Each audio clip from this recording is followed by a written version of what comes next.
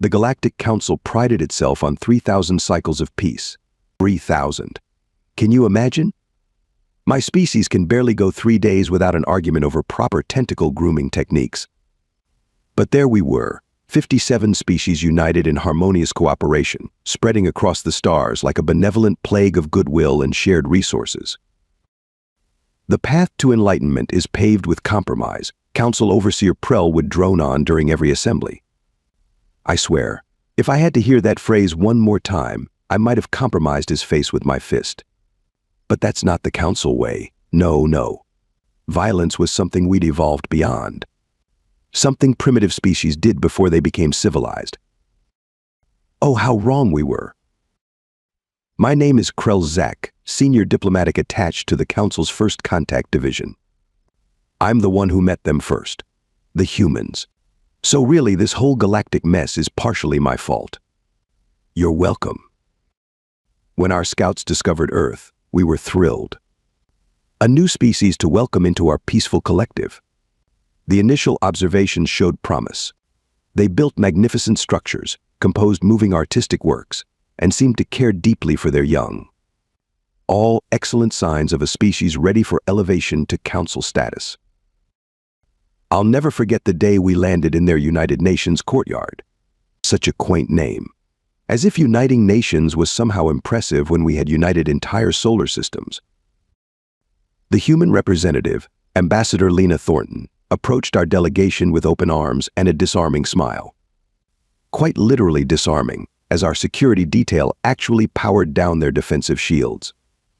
Something about her manner just seemed so trustworthy. "We come in peace," she said, which we later learned was some kind of cultural joke among humans. They found it hilarious. We didn't get it until much, much later. "Your species shows great promise," I replied, following protocol. The Galactic Council welcomes the opportunity for cultural exchange and eventual membership. What happened next should have been our first warning.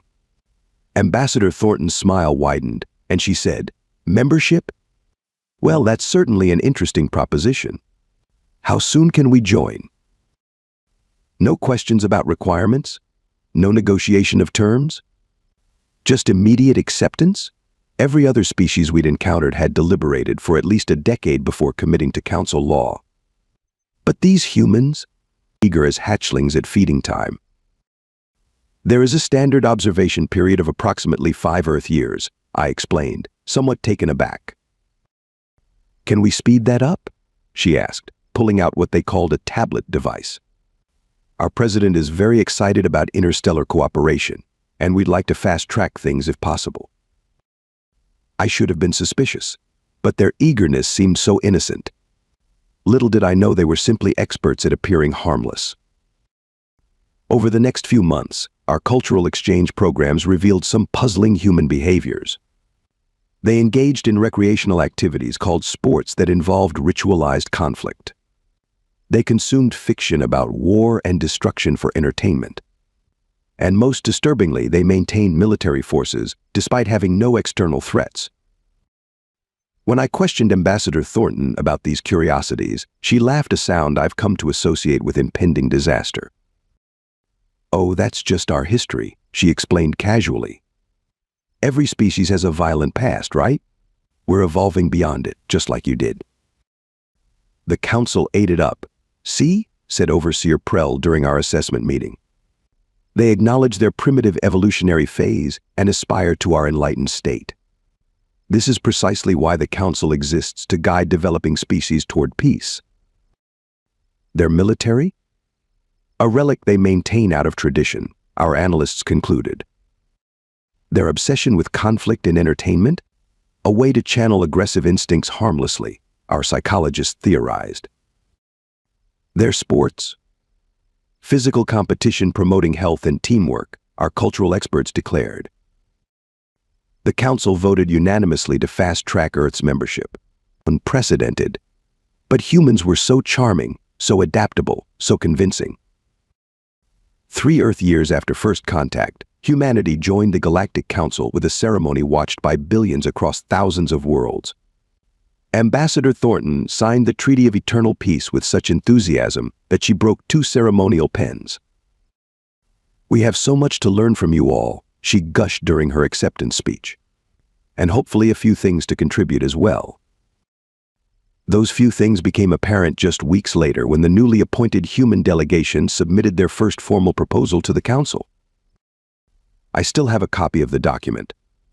I keep it as a reminder of my failure. Request ID, HD 7729B. Petitioning species human. Subject, research permission for advanced energy weapons systems.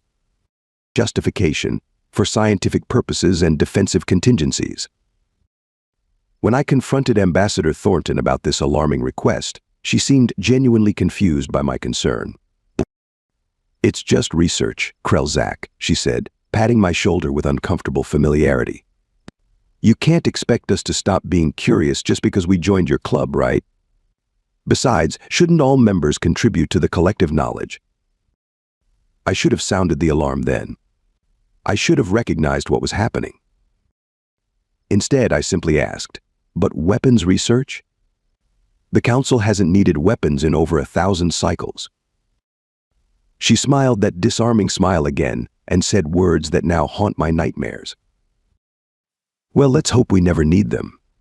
But isn't it better to have something and not need it than need it and not have it? Just common sense, really. Common sense." That's what they called it. That's how it began. Not with a declaration of war or a show of force, but with a simple request for research permissions for scientific purposes. The Council approved it unanimously. 5 years. That's how long it took for the humans to integrate themselves so early into our systems that extracting them would have been like trying to remove a parasite that's wrapped itself around your central nervous system.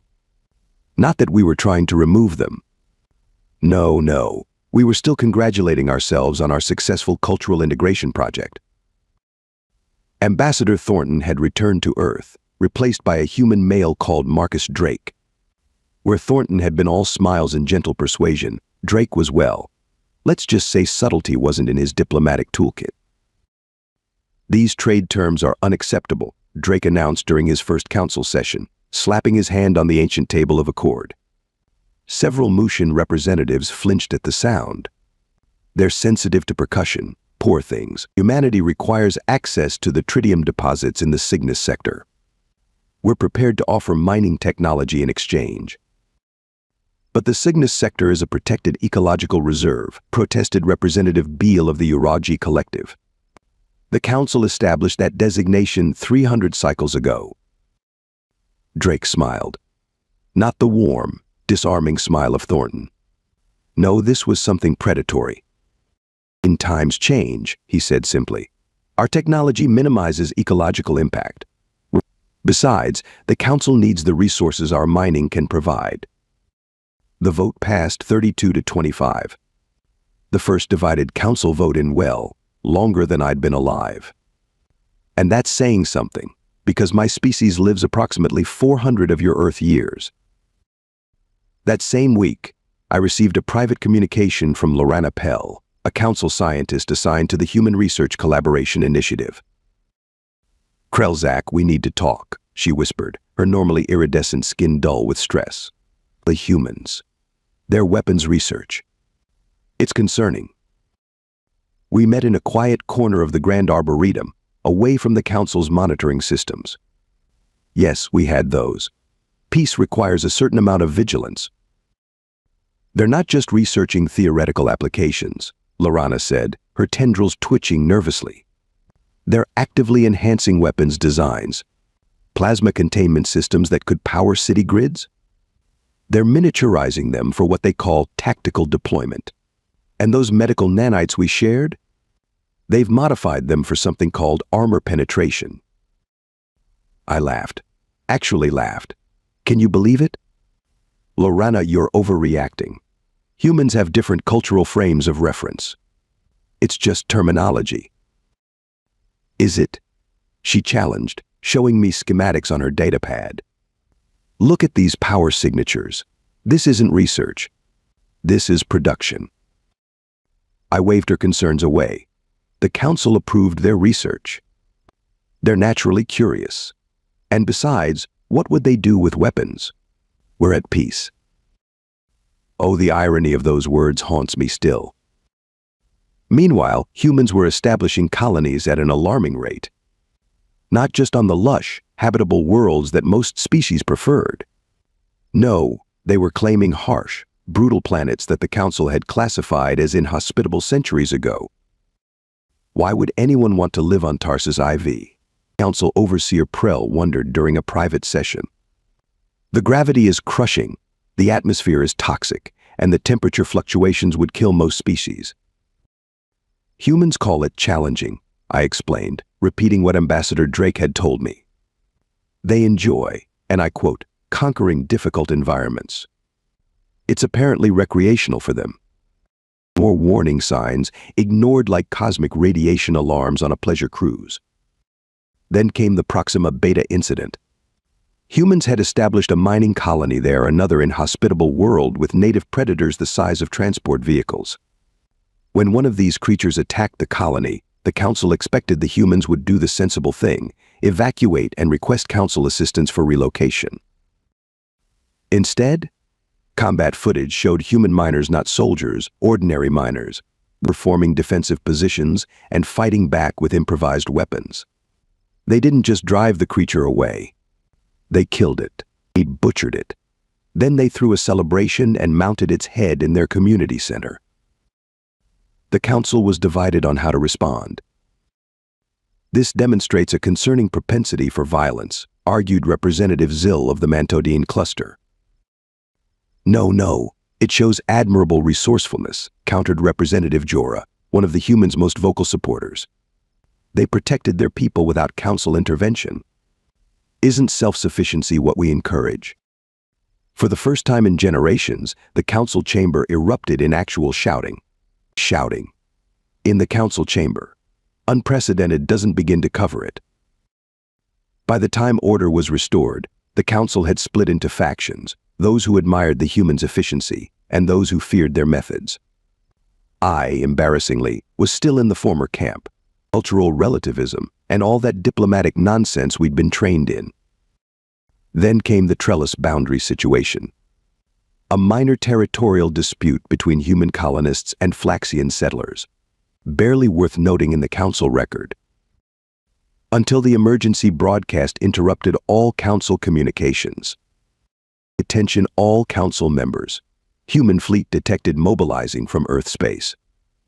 73 vessels classified as warships. Destination, Trellis sector. Request immediate guidance. The Council chamber fell silent. Warships? The humans had built a fleet of warships. When? How? With what resources? I turned to find Ambassador Drake standing calmly by the chamber entrance, watching our reactions with what I now recognize as amusement. Is there a problem? He asked innocently. We're simply sending a diplomatic delegation to resolve the Trellis situation, with appropriate security. 73 warships is not security, Overseer Prell sputtered. It's an invasion force. Drake's expression hardened just slightly. Let's hope it doesn't come to that. And in that moment, I finally began to understand what we had invited into our peaceful galaxy. In the Vorax. Even their name sounds like something you might catch from swimming in unfiltered water. They were the only species ever denied Council membership due to their, shall we say, problematic approach to interspecies relations. Which is diplomatic speak, for they kept trying to eat the representatives from smaller species. For 3 centuries, the Vorax had been contained to their home system through a combination of trade restrictions and carefully negotiated boundaries. They were belligerent, yes, but manageable, until they encountered humans. The attack on New Dakota, a small human mining colony on the edge of Vorax space, should have been routine by Vorax standards. Swoop in, scare the inhabitants, steal resources, maybe sample a few locals as snacks. The typical Vorax greeting card. What they didn't expect was that humans had secretly fortified the colony. The Vorax lost 3 ships and nearly 200 warriors before retreating. but not before killing 47 human colonists. When news reached the Council, emergency session protocols were activated. I watched Ambassador Drake's face during the briefing. He appeared calm, taking notes on his tablet, occasionally asking for clarification on details. Too calm. "This aggression cannot stand," declared Overseer Prell. "The Council proposes immediate sanctions against the Vorax hegemony and dispatching a diplomatic mission to negotiate reparations for the human colony." The Council voted overwhelmingly in favor. Standard procedure. Civilized response. The way we'd handled conflicts for thousands of cycles. Drake said nothing during the vote. When it concluded, he and the entire human delegation simply stood and walked out of the chamber. No comment. No objection. No acknowledgement whatsoever. "That went well," chirped Representative Beale, oblivious to what the human's silence meant. I knew better. I'd spent enough time studying them by then. "We need to contact Earth immediately," I urged Overseer Prell after the session. "The humans aren't going to accept our diplomatic solution." "Nonsense," Prell dismissed. "They're Council members. They've agreed to our principles of non-violent conflict resolution." "Have they?" I challenged. "Have they ever explicitly stated that they would follow Council protocols for military engagement? Or did we just assume they would?" The stunned silence told me everything. I made 3 desperate attempts to reach Earth's central government. All communications were experiencing technical difficulties. I tried Drake's personal channel. "Ambassador Drake is unavailable at this time." I even attempted to contact former Ambassador Thornton. "This communication address has been deactivated." 48 hours after the Council vote, we received the news. The Vorax homeworld was burning. Not figuratively, literally. Massive orbital strikes had targeted their major military installations, industrial centers, and governmental compounds. The atmospheric damage was causing planet-wide firestorms. Billions of Vorax were dead or dying. The human attack had been swift, decisive, and utterly merciless. The Council chamber descended into chaos when the reports came in. View screens showed imagery that none of us had seen outside of historical archives from pre-Council times. Warships. Actual warships with weapons that could crack continents. Soldiers in powered armor dropping from orbit. Mechanized combat units advancing through burning cities. "Where did they get this technology?" screamed Representative Zill. "These weapons systems are far beyond what any Council species possesses." "They built them," I realized aloud. "They've been building them since they joined the Council." "Impossible," protested Overseer Prell. "We would have detected such manufacturing operations." "Would we?" I asked. "On those inhospitable worlds no Council species bothered to monitor?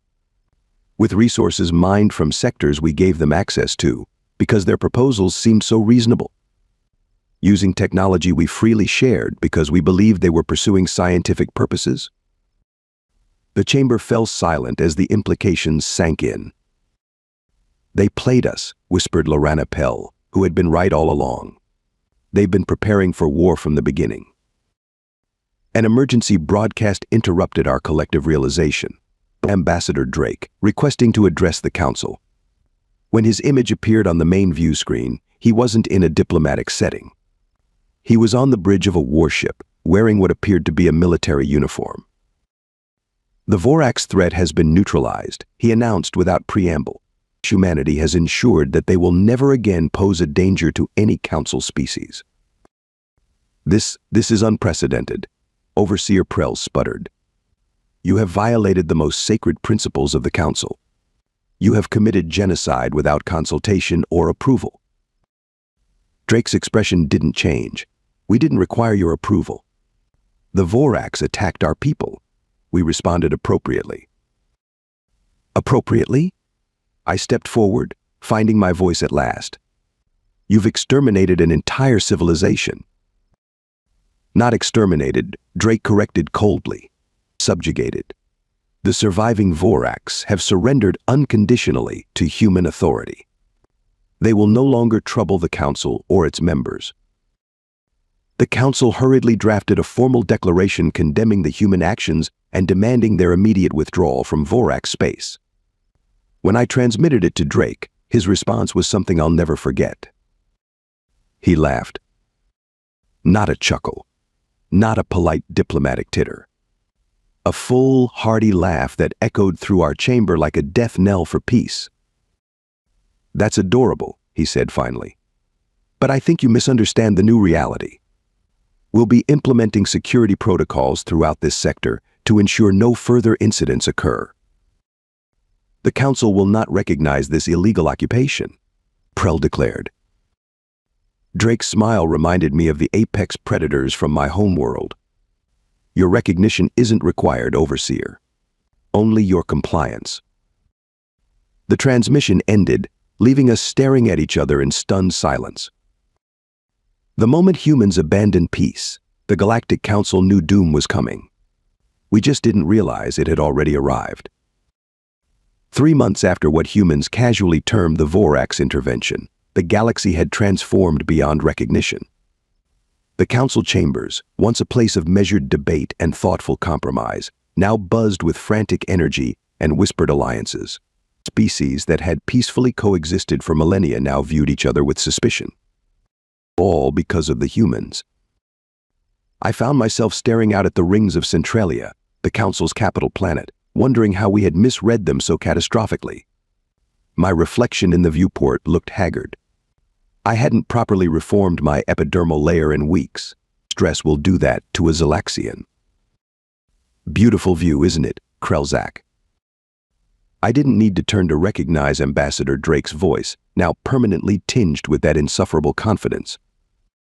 Was any of it true? I asked quietly. Your peaceful intentions? Your desire to join our community of species? Drake moved beside me, his reflection appearing in the viewport. He'd abandoned the diplomatic robes for what they called a dress uniform, adorned with medals and insignia that celebrated violence. All of it was true, he replied, surprising me. We genuinely wanted to join your community. We admired your achievements. We still do. And yet you brought war back to a galaxy that had forgotten it. Drake smiled. We never forgot it. That's the difference. You built a civilization by pretending conflict doesn't exist. We built ours by mastering it. Behind us, representatives from the Talarian Confederation, once staunch Council loyalists, were meeting with human military advisors. They weren't alone. 12 formerly dedicated Council species had signed independent security agreements with Earth in the past week alone. Your species is fracturing the Council, I observed bitterly. We're offering an alternative approach, Drake corrected, and many find it compelling. He wasn't wrong. The Brekkie, historically among the most peaceful species, had recently announced a defense modernization program with human assistance. The Jurians, who had evolved beyond physical conflict so completely they lacked appendages capable of violence, were now purchasing human combat drones. Even the Moochins, those gentle empaths who flinched at loud noises, had requested human protection for their home system. I still don't understand, I admitted. Why did you join us if you had no intention of embracing our philosophy? Drake turned from the window, his expression uncharacteristically thoughtful. Because your philosophy was dangerously naive. The galaxy isn't safe just because you declared it to be. The Vorax proved that. They were contained, not converted. Without enforcement, peace is just a fragile illusion. And now we have your version of peace, maintained through terror and superior firepower. Peace through strength, Drake nodded. An ancient human concept that served us well. We didn't abandon peace, Krelzak. We just recognized what's required to actually achieve it. The Council emergency summons chimed, interrupting our conversation. We joined the others in the Grand Chamber, now half empty with so many representatives recalled by their governments for strategic consultations. Overseer Prell looked defeated as he called the session to order. The Council recognizes Ambassador Drake, who has requested to present a formal proposal. Drake strode to the center of the chamber, commanding attention in a way no council member ever had before. "Distinguished representatives," he began, his voice carrying effortlessly. "Recent events have demonstrated the inadequacy of current security protocols within council space. Earth proposes the formation of a new defensive alliance, operating alongside the council, but with specific authority to maintain galactic stability through monitored military deterrence." The chamber erupted, some in outrage, some in support. I noticed with dismay how many nodded along with Drake's proposal. "This is the end of everything we've built," protested Representative Zill. 3,000 cycles of peace, destroyed by your species in less than a decade." "Was it really peace?" countered Representative Jorah, now openly pro-human. "Or was it just the absence of challenges? The moment a genuine threat appeared, our peaceful principles crumbled." The debate raged for hours. I remained silent, watching the council fragment before my eyes. When the initial vote came, the Defensive Alliance proposal passed by a slim margin. Humanity, the newcomers we had so eagerly welcomed, had fundamentally rewritten our civilization's foundation in less than 10 years. Later, I found Drake in the observation lounge again. "Are you satisfied?" I asked. "Now that you've remade the galaxy in Earth's image?" He shook his head. "This isn't Earth's image, Krelzak. This is reality. The galaxy was always dangerous. We just forced everyone to acknowledge it." "And what happens when another species builds better weapons than yours? When someone challenges human dominance? Will your peace through strength philosophy seem so enlightened then?" Drake's smile returned. "That's why we keep innovating. That's why we never stop preparing. Peace isn't a destination, it's a continuous process of deterrence." I looked out at the stars, seeing them differently now. Not as beacons of shared discovery and cooperation, but as distant battlefields waiting to happen. "The tragedy," I said finally, "is that in some twisted way you've succeeded. The Voraks are contained, piracy has plummeted, trade routes are more secure than ever. You've made the galaxy safer through the threat of violence." "Is that really a tragedy?" Drake asked. "Or is it just pragmatism?" I had no answer. The humans never abandoned war, they had simply perfected it, elevated it to an art form, a precision tool rather than a blunt instrument. And in doing so, they had brought a strange new kind of security to the galaxy. The Council's peaceful dream wasn't dead. It had just been replaced by something more primitive and yet, paradoxically, more effective, peace maintained not through mutual respect and enlightenment, but through fear of human retribution. As I watched the distant stars, I wondered if the Council's way had ever been realistic. Perhaps humanity's greatest achievement wasn't spaceflight or technology, or even their fearsome weapons. Perhaps it was their clear-eyed acceptance of a truth the Council had spent millennia denying. That true peace can only exist when backed by the capacity for overwhelming violence. The humans hadn't abandoned peace after all. They'd just redefined it for a galaxy that had been living in a beautiful, fragile fantasy.